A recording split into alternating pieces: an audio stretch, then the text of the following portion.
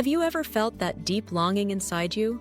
A voice that whispers, "There's more to life than this, and you're meant for something greater?"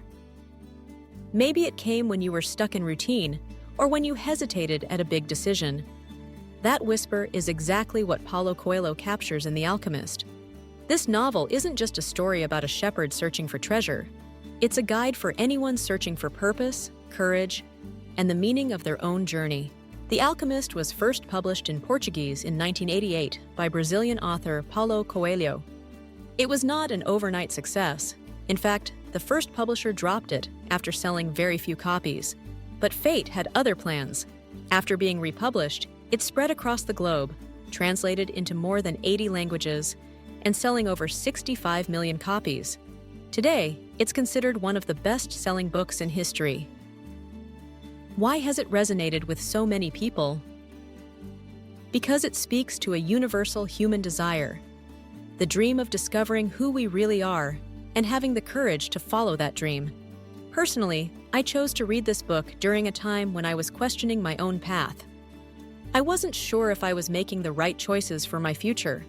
What I found was not just entertainment, but a compass, a reminder that sometimes the answers we seek are already within us, waiting for us to act.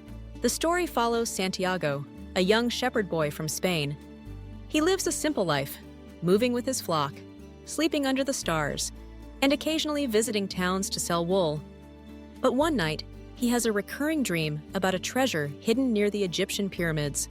Curious and restless, Santiago consults a gypsy fortune teller and then meets a mysterious old king, Melchizedek, who tells him about the concept of a personal legend, the destiny each person is meant to fulfill.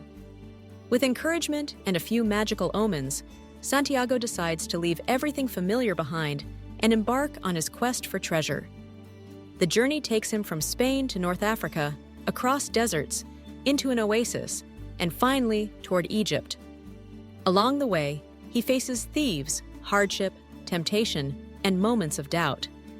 He meets mentors, including an Englishman searching for alchemy, and finally, the alchemist himself, who teaches him profound lessons about listening to his heart and understanding the language of the world. While I won't spoil the ending, I can say this. The treasure Santiago finds is far more meaningful than he ever imagined. And that's the magic of the book. It shows us that the journey often matters more than the destination. Reading The Alchemist was a deeply personal experience for me. I didn't feel like I was just following Santiago's journey. I felt like I was reflecting on my own. One moment that struck me is when Santiago almost gives up his dream because the path seems too difficult.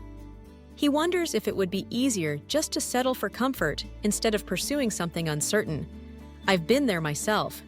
There are times when chasing a dream feels lonely, impractical, even foolish. And yet, when I put the book down, I realized Coelho's message is clear. The price of ignoring your personal legend is far greater than the risk of chasing it. Some people criticize the book as being too simplistic, even cliché, and yes, the language is simple, almost like a fable. But to me, that simplicity is intentional. Coelho writes in a way that strips away unnecessary complexity, leaving only timeless truths. After all, the deepest lessons in life are often the simplest. We just forget them as adults.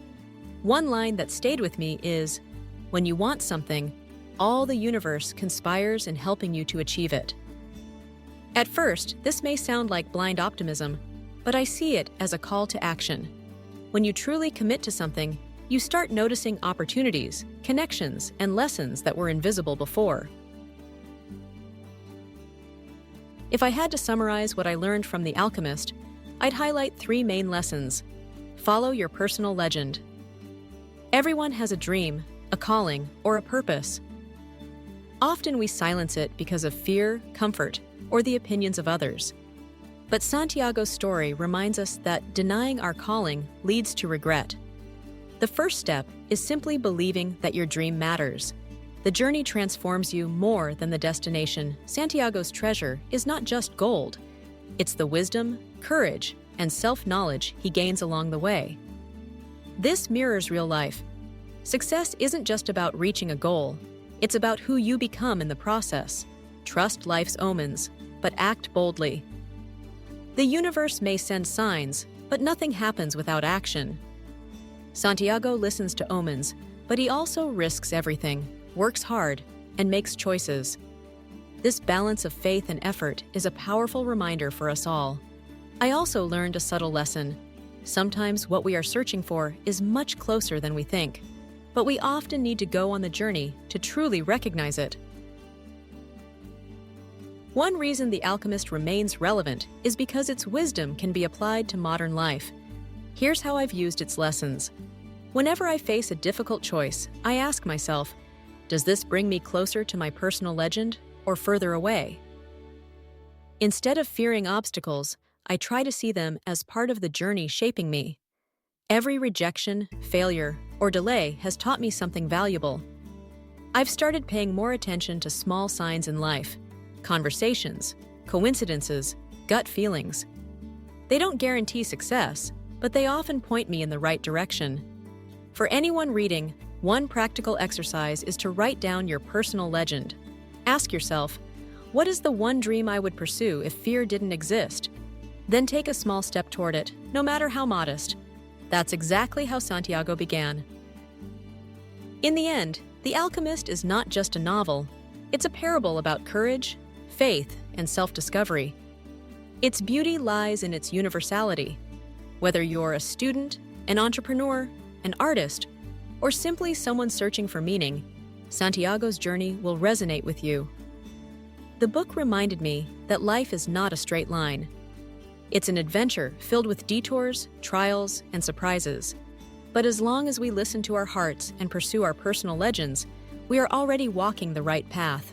So, I'll leave you with the same question I asked myself after finishing the last page.